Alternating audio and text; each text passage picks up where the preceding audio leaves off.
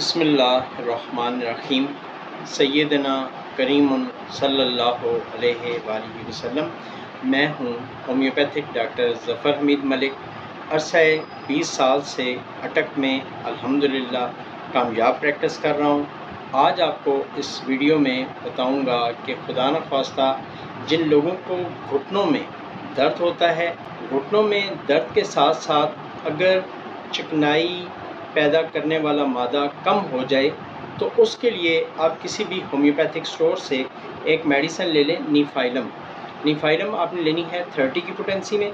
इसके 5 ड्रॉप्स आधी प्याली पानी में डालकर सुबह दोपहर शाम यूज़ करें। घुटनों में चिकनाई वाला मादा पैदा हो जाएगा, उसकी वजह से इंशाल्लाह ताला आपको उसकी कमी की वजह से आपको जो दर्द होते हैं वो इंशाल्लाह ताला मुकम्मल तौर पर ख़त्म हो जाएंगे। अपनी दुआओं में मुन्ना चीज़ को भी याद रखें। अस्सलाम वालेकुम वरहमतुल्लाहि वबरकातुहू।